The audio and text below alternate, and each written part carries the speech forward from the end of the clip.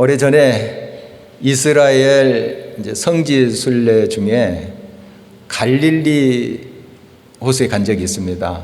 배를 타고 갈릴리 호수 중앙점에 가서 예배도 드리고 찬송도 하고 기도도 하고 이렇게 했는데요. 굉장히 규모가 크더라고요. 갈릴리 호수. 그래서 성경에 보면은 갈릴리 호수를 갈릴리 바다 이렇게도 표현합니다. 그 규모가 크다는 뜻이죠. 그리고 막 풍랑이 일고 배가 뒤집어지려고 하는 그런 장면도 성경에 나오죠. 그러니까 굉장히 큰 이제 호수다 이렇게 볼 수가 있는데요. 이번에 우간다에 갔더니요, 이 갈릴리 바다와 비교할 수 없는 엄청나게 큰 호수가 있더라고요. 빅토리아 호수입니다. 정말 규모가 대단하더라고요. 담수호입니다. 갈릴리 호수도 민물 담수고요. 이 빅토리아도 짠물이 아니고 담수호예요. 엄청나게 큰데 갈릴리 호수랑 좀 비교를 하자면 이렇습니다. 갈릴리 호수는 166제곱킬로미터, 166제곱킬로미터. 뭐 숫자가 여러분 많이 중요한 것은 아닙니다. 그런데 거기에 비하면 이 빅토리아 호수는 69,800제곱킬로미터. 제가 계산을 해봤어요. 갈릴리 바다보다 빅토리아 호수가 420배 큽니다. 갈릴리 바다를 420개 모아놓은 것만한 크기예요. 이제 민물이니까 그냥 바다라고 부르지 않고 빅토리아 호수 이렇게 부르는데요. 참 수평선이 보이고 뭐 끝이 안 보이더라고요. 정말 넓은 곳인데요. 그곳에 북동부 쪽에 가면 나일강에 그 발원지가 있더라고요. 그래서 이제 보트를 타고 그쪽 가서 좀 구경을 했는데요. 이 호수 밑바닥에서 물이 솟아오릅니다. 그리고 표면으로 이렇게 솟구치는데요. 그런 모습이 좀 장관이었습니다. 그게 이제 6,400km의 나일강을 달리는 거죠. 지금 우간다를 통해서 또 케냐 통과하고 이집트 해서 지중해로 빠져나가는 거죠. 참 어마어마한 호수다 이렇게 볼 수가 있습니다. 갈릴리 바다 400개 이상을 합쳐놓은 그 규모니까요. 우리나라에 호수라는 것이 많잖아요.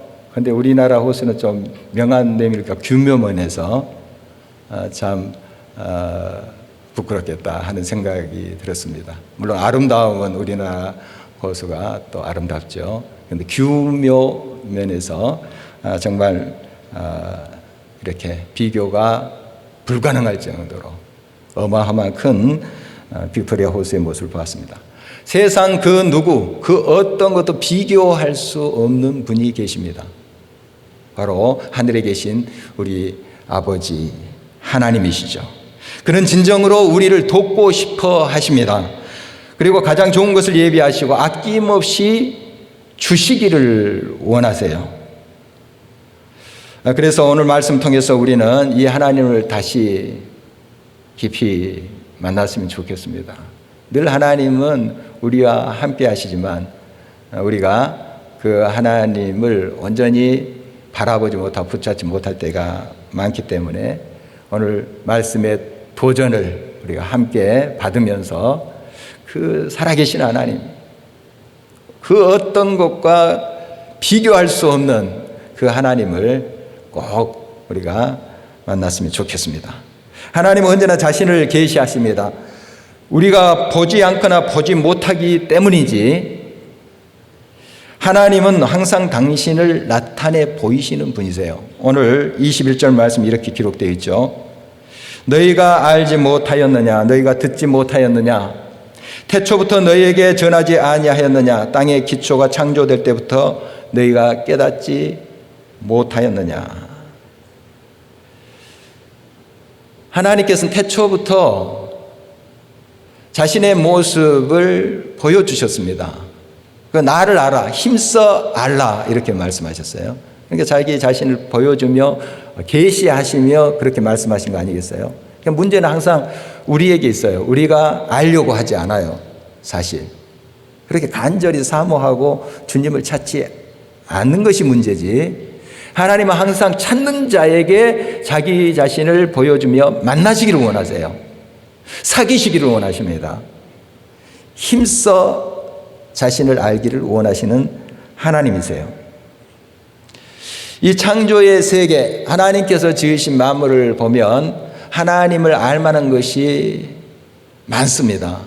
그래서 로마서 1장 19절에 20절에 이런 말씀이 기록되어 있습니다. 하나님을 알만한 것이 그들 속에 보임이라. 하나님께서 이를 그들에게 보이셨느니라. 창세로부터 그에 보이지 아니하는 것들 곧 그의 영원하신 능력과 신성이 그가 만드신 만물에 분명히 보여 알려졌나니 그러므로 그들이 핑계하지 못할지니라. 우리가 눈을 들어서 하나님이 창조하시는 세계를 바라보면 하나님의 손길을 느낄 수 있다는 거예요. 예수 그리스도를 믿는 사람뿐만 아니라 세상 사람들도 그걸 어느 정도 느낄 수 있다는 거예요. 그래서 하나님이 안 계신다 이렇게 핑계하지 못한다. 뭔가 하나님에 대한 신앙적인 고백은 하지 못한다 할지라도 야, 이게 신비스럽다, 어떤 신적인 능력이 있다 하는 것을 이 세상 사람들도 느끼면서 고백하게 됩니다. 분명히 이 창조의 세계는 하나님이 만드신 것이므로 하나님의 신성, 하나님이 살아계시고 역사하시고 창조주라는 것이 그 모든 피조물의 세계에 알려져 있습니다. 주목해서 보면 볼 수가 있고 귀를 기울여 들으면 들을 수가 있는 것이죠. 바로 이런 자연을 통해서 하나님께서 자신을 드러내는 것을 신학적으로 자연계시, 계시란 것은 드러내 보이신다 이런 뜻이잖아요. 자연계시, 또 다른 말로 일반계시라고 하죠. 그리고 또한 우리는 성경 말씀을 통해서 하나님이 살아계시고 지금 역사하고 계신다는 것을 알 수가 있습니다. 우리가 쉽게 이 하나님의 말씀인 성경을 접할 수 있다는 것은 얼마나 큰 복인지 몰라요. 지금 동시대를 살고 있는 이 지구촌의 사람들 중에 이 하나님의 생명의 말씀을 듣고 싶어도 듣지 못하는 사람들이 있어요. 물론 여러 이슬람 국가라든지 또 아직까지 공산주의 체제에 있는 사람들, 이런 사람들 마음껏 이 말씀을 읽고 묵상하고 듣고 할 수 없는 그러한 경우가 있습니다. 그리고 아직까지 부족 언어로 번역이 안 돼서, 성경이 번역이 안 돼서 이 말씀을 쉽게 접하지 못하는 그런 사람들도 이 지구촌에 존재하고 있습니다. 우리 얼마나 큰 은혜입니까? 하나님의 생명의 말씀, 살아서 역사하시는 하나님의 숨결이 담긴 이 말씀을 우리가 쉽게 접할 수 있고 들을 수 있고 묵상할 수 있다는 게 얼마나 큰 은혜야 복인지 모릅니다. 우리가 만나려 하지 않고 또 알려고 하지 않아서 문제이지, 하나님은 자기를 찾는 자를 반드시 만나 주시는 분이시고 또 자기를 더 알리고 싶어 하시는 분이다 하는 사실을 기억해야 될 것입니다. 이 세상에 하나님과 비교할 자는 아무도 없습니다. 오늘 22절 말씀입니다. 그는 땅 위 궁창에 앉으시나니 땅에 사는 사람들은 메뚜기 같으니라. 궁창, 하늘 위에 하늘이죠. 하나님 물론 모든 곳에 계십니다. 지금 이 자리에도 하나님 계십니다. 그러나 궁창에 앉아 계신다 하는 그런 의미가 뭡니까? 모든 것을 통치하시고 운행하신다. 우리가 범접할 수 없는 그런 놀라우신 분이시다 하는 걸 강조하고 있는 것입니다. 우리는 땅에 있는 존재들입니다. 어떻게 보면 메뚜기 같은 존재들이죠. 하잘 것 없다는 뜻입니다. 깨지기 쉬운 존재입니다. 그 하나님이 우리의 아버지가 되신다 하는 것입니다. 여러분이 비행기를 타고 밑을 바라보면 사람들이 지나가는 것을 볼 수 있어요. 보면 키 큰 사람이나 키가 작은 사람이나 비슷하게 보여요. 비유컨대 땅콩처럼 보이거든요. 제가 2m 이상 되는 농구선수 옆에 서면 아마 초등학생처럼 보일 거예요. 그러나 비행기에서 보면 그 사람이나 저나 땅콩처럼 보입니다. 비슷해요. 하나님이 궁창에서 우리를 굽어보실 때 우리의 모습은 정말 메뚜기 같은 거예요. 보잘것없습니다. 우리가 이 땅에서 키도 재고 넓이도 재고 이렇게 하지요. 그러나 우리 사람은 하나님 앞에 땅에 있는 존재입니다. 비행기 타고 날아가더라도 결국 땅에 발을 딛게 돼요. 점프해서 1, 2m 우리가 뛰지만 결국 땅에 발을 딛고 살 수밖에 없는 존재예요. 그런 우리들이에요. 이 세상에 힘이 있고 권력이 있다 하는 자들이 어떻게 하나님과 비교할 수 있겠어요? 우리가 보건대 대단하다, 정말 위대하다 이렇게 말하지만 하나님 보시기에는 똑같습니다. 아무것도 아닙니다. 메뚜기 같다 하는 표현이 바로 그것입니다. 이 세상의 권력자들, 힘 있는 자들이 어떤 모습으로 그려지고 있는가 하면 24절에 바로 겨우 심기고 겨우 뿌려졌으며 겨우 땅에 뿌리를 박는 자다. 겨우라는 말이 계속 반복돼요. 아둥바둥하면서 뭔가를 이루는데 겨우 이루는 거예요. 그런데 그런 이루어낸 업적 대단한 것처럼 보이는 것도 하나님이 입김 한번 훅 부시면 말라져 버린다는 거예요. 그리고 해오리 바람에 초계가 막 굴러가듯이 사라져 버린다는 거죠. 그러니까 인간의 모든 문화, 문명, 권력, 하나님 앞에 아무것도 아니다 하는 것이에요.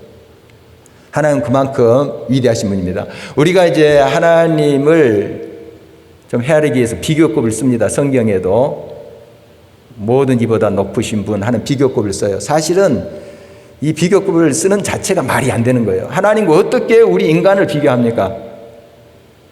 비교할 수가 없어요. 그러나 하나님이 위대하시다 하면 우리가 감이 잘 안 와요. 느낌이 안 와요. 그래서 비교급을 쓰는 거예요. 위대하신 사람, 와 대단하다. 그런데 그 사람보다 위대하다 하면 조금 느낌이 오잖아요. 그래서 이런 표현을 쓰는 거죠. 하나님은 정말 비교할 수 없는 분입니다. 그 앞에 모든 권력, 힘 아무것도 아닙니다. 우간다 하면 그 악명 높은 이디 아민이라는 대통령이 생각날 거예요. 검은 히틀러라는 별명을 가지고 있죠. 정말 독재자입니다. 악랄한 사람이죠. 지금 또 이제 4, 50년 전의 인물이라 또 젊은 분들은 잘 모를 수 있는데 정말 얼마나 기행도 일삼고 악한 사람인지요. 자기를 반대했던 사람들 가차없이 죽였습니다. 가차없이. 그래서 좀 잔인한 이야기지만 목을 베어서 자기 집 냉장고에 집어넣었대요. 냉동고에. 그리고 가끔씩 그걸 보면서 통쾌했다는 그런 기록도 있더라고요. 뭐 제정신이 아니죠. 제정신이 아닙니다. 이 사람이 1971년 쿠데타로 정권을 잡게 됩니다. 그리고 자기가 대통령이 돼요. 그리고 5년 후에 그는 종신 대통령을 선언합니다. 왕이 되겠다는 거죠. 종신, 죽을 때까지 대통령 하겠다는 거예요. 그리고 백성들을 도탄에 빠지게 합니다. 그 경제권을 쥐고 있던 아시아 사람, 특히 이제 중국, 인도 이런 사람들이죠. 이런 사람 다 내쫓았습니다. 그리고 극단적인 민족주의로 흘렀죠. 그러니까 경제가 말이 아닙니다. 다 무너졌어요. 백성들은 아우성이지만 또 아우성 치며 반대하는 자들을 가차없이 짓밟아버립니다. 탱크로 밀어버립니다. 이런 악랄한 이제 사람인데요. 그가 철저한 무슬림이라는 거 알려져 있습니다. 그는 소수부족 출신이에요. 그러니까 우간다 북부에 아루아라는 그런 지역이 있어요. 이번에 이제 그곳에 남수단 난민들이 있어서 제가 들려봤더니 거기에 이디아민 길이 있더라고요. 이렇게 팻말이 있는데 다 낡아가지고 초라하게 이렇게 보여요. 이제 뭐 거기서 좀 사진도 찍고 했는데 그곳 출신입니다. 무슬림인데 그가 정권을 잡을 때 무슬림이 우간다 인구의 5%밖에 안 됐어요. 5%. 100명 중에 5명. 그런데 선언한 거예요. 이제부터 우리나라 국교는 이슬람이다. 그래가지고 가차없이 크리스찬들 막 죽이고 고문하고 있었어요. 그래서 크리스찬들을 포함해서 10만 명에서 50만 명이 고문당하고 살해당했다 하는 기록을 볼 수 있습니다. 그 숫자도 제대로 헤아릴 수가 없어요. 엄청난 사람들이 죽임을 당했죠. 그의 정권이 계속될 것 같죠. 8년밖에 안 갔어요. 8년밖에. 1979년 그는 도망자 신세가 됩니다. 리비아를 거쳐서 사우디아라비아에서 초계처럼 초라하게 병들어서 죽고 있는 모습을 보게 됩니다. 세상의 권력 대단할 것 같죠. 천년만년 갈 것 같죠. 하나님이 입김 한번 부르시면 초계와 같이 사라지는 것들이에요. 뭐 솔로몬의 고백 우리가 잘 알고 있지 않습니까? 헛되고 헛되며 헛되고 헛되니 모든 것이 헛된 거예요. 하나님 없이 행하는 모든 권력, 성취 다 헛되고 헛될 뿐이다 하는 것입니다. 하나님과 누가 견줄 수 있겠습니까? 하나님 앞에 누가 크다고 내가 대단하다고 이야기할 수 있겠어요? 아무도 없습니다. 오늘 25절 말씀 이렇게 기록되어 있죠. 거룩하신 이가 이르시되 그런즉 너희가 나를 누구에게 비교하며 나를 그와 동등하게 하겠느냐 하시니라. 어떻게 비교하려고 하느냐. 비교 자체가 불가하신 분이에요. 그러므로 우리는 눈을 들어야 됩니다. 땅의 것에 눈길을 두어서는 안 됩니다. 하늘에 눈길을 두셔야 돼요. 물론 우리의 땅의 일, 하나님께 주신 사명에 대해서는 성실해야 돼요. 최선을 다해야 됩니다. 일터에서, 또한 가정에서, 공동체에서 우리가 성실 다해야 돼요. 그러나 우리의 궁극적인 눈길은 하늘에 있어야 됩니다. 하늘의 가치관으로 이 땅을 사는 거죠. 이 땅의 가치관에 함몰되어서 살아서는 안 됩니다. 눈을 들어서 저 위대하신 하나님, 비교할 수 없는 그 분을 바라볼 수 있어야 됩니다. 그래서 26절 상반절에 너희는 눈을 높이 들어 누가 이 모든 것을 창조하였나 보라. 이렇게 말씀하고 있습니다. 여러분, 이 남양주 참 아름다운 곳이에요. 참 살기 좋은 곳입니다. 조금만 이곳을 벗어나면 자연경관이 얼마나 아름답습니까? 이런 데가 많지 않아요. 정말 대단히 좋은 곳에 우리가 살고 있는데요. 여러분 한 번씩 주일 예배 드리고 좀 산책을 나가세요. 부부가 또 같이 이렇게 산책 나가도 있고 혼자도 괜찮아요. 가족들이 또 나갈 수도 있고. 그래서 좀 일상을 멈추고 저 숲을도 좀 바라보세요. 그리고 요즘 별 볼 일 없지만 그래도 조금 이렇게 주목하면 좀 별이 보여요, 밤에도. 그러면서 정말 하나님의 창조의 손길을 좀 느껴보시기 바랍니다. 있어요. 보면 보여요. 귀를 기울이면 들려요. 이 훈련을 해보십시오. 들립니다. 내가 이것을 창조하였노라. 너에게 선물로 주었노라. 내가 너를 사랑하노라. 내가 너와 함께 하노라. 음성 들려요. 여러분 눈을 들어서 주를 바라보시기 바랍니다. 주님이 창조한 그 모든 만상을 보면서 주님의 숨결을 느껴보시기 바랍니다. 우리 주님이 이 모든 걸 지으셨는데요. 이 온 우주의 이 지구는 티끌과 같은 거잖아요. 우리 아시다시피 티끌과 같아요. 온 우주의 지구는. 그래도 이 지구상에 있는 동식물 우리 다 알지 못해요. 신비스럽습니다. 이 지구상에 있는 모든 피조물의 세계를 보면 참 놀라워요. 그런데 이 온 우주를 어떻게 우리가 헤아립니까? 그러나 하나님이 지으신 거예요. 하나님 다 아신대요. 그리고 스스로 빛을 발하는 항성들, 그리고 그 빛을 받아서 반사하고 반짝이는 행성들, 하늘에 얼마나 많습니까? 이번에 우간다에 와서 제가 우간다 이야기를 좀 자주 하게 되는데 오랜만에 은하수 봤습니다. 얼마나 아름다운지. 어렸을 때 봤던 그거예요. 은하수, 푸른 하늘 은하수. 하얀 돛배까지는 제가 못 봤지만 정말 아름다운 모습이에요. 정말 아름다워요. 한번 하늘의 별들을 세어보신 적이 있나요? 저 어렸을 때 좀 그렇게 해본 적이 있어요. 좀 쉬다가 포기하게 되죠. 그리고 또 시도하고 뭐 이렇게 했던 적이 있는데 하늘의 무별 우리가 다 셀 수도 없고 그 이름도 다 몰라요. 그러나 하나님은 다 아신대요. 모든 행성과 항성의 이름을 부르시면서 운행하고 계시는 분이 하나님이세요. 정말 얼마나 놀라운 분이십니까? 우리의 머리털까지도 다 세시고 계신 분이에요. 내가 알지 못한 내 마음의 문제, 내 마음의 상태, 우리 주님이 다 아십니다. 다 아세요. 그런 우리 아버지 하나님이세요. 그분에게 우리의 눈길을 둬야 되겠습니다.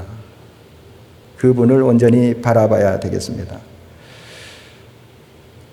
신종 코로나 바이러스로 온 세계가 초긴장 상태입니다. 그 기세가 아직도 수그러들지 않고 있고요. 이 바이러스 매개체가 뭐 박쥐다 뭐다 뭐 하는 소리도 들립니다. 확실한 게 없어요. 이게 언제 끝날지도 몰라요. 우리가 열심히 예방하기도 하고 백신도 개발해야 됩니다. 우리의 또 책임이기도 하죠. 열심히 손도 씻고 또 마스크도 쓰고 이렇게 하셔야 돼요. 그런데 동시에 우리는 더 간절하게 겸손히 하나님의 도우심을 구해야 됩니다. 우리 믿는 사람들이 모든 걸 아시고 모든 것을 치료하시는 그 하나님께 도움을 구하셔야 돼요. 같이 하나님 도와주세요. 이 길을 헤쳐가게 해주십시오. 극복할 수 있도록 도와주십시오.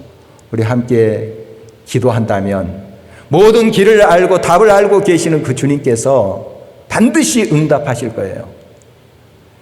여러분, 우리의 믿음이 적고 우리의 기도가 많이 부족하지만 우리가 간절한 마음으로 겸손하게 하나님을 부를 때 우리 기도는 결코 땅에 떨어지지 않습니다. 금 대접의 향기처럼 담겨서 천사의 손에 하나님의 보좌 앞에 올려질 거예요. 하나님이 꼭 들으십니다. 응답하십니다. 우리 하나님 앞에 간절한 마음으로 기도해야 되겠습니다. 우리 인생의 문제 앞에 우리 스스로 결론을 내려서는 안 됩니다. 그래서 오늘 본문 27절에 야곱아 어찌하여 내가 말하며 이스라엘아 내가 이르기를 내 길은 여호와께 숨겨졌으며 내 송사는 내 하나님께 벗어난다 하느냐. 하나님이 왜 안 들으신다고 그렇게 결론 내어서 이야기하느냐 하는 것이에요. 여러분도 스스로 이렇게 생각하고 있지는 않는지요? 하나님 나를 안 돌아보신다. 나를 안 지켜주셔. 내 기도 안 들어주신다. 아니 못 들으신다. 혹시 그런 마음이 있으신가요? 여러분 스스로 이렇게 결론 내리지 마시기 바랍니다. 결론은 하나님이 내리세요. 우리는 구할 뿐이에요. 그리고 기다릴 뿐입니다. 하나님이 역사하십니다. 그러므로 모든 것을 아시고 모든 해결책을 가지고 계시는 그 하나님을 우리가 주목하면서 우리의 눈을 들고 하나님을 바라봐야 됩니다. 앙망해야 된다는 것입니다. 그래서 오늘 30절 말씀 보면 소년이라도 피곤하며 곤비하며 장장이라도 넘어지며 쓰러지되 오직 여호와를 앙망하는 자는 새 힘을 얻으리라 말씀하고 있습니다. 소년 참 지칠 줄 몰라요. 장정 참 힘이 넘쳐납니다. 그러나 그들도 나가 떨어질 때가 있어요. 그러나 여호와를 바라보는 자, 하나님을 앙망하는 자는 새 힘을 얻는다. 지치지 않고 달려간다. 이런 약속을 주고 계십니다. 어릴 적에 시골에서 자랐습니다. 놀거리들이 얼마나 많은지 모릅니다. 방학이 되면 눈 뜨자마자 이제 밥 먹고 대충 먹죠.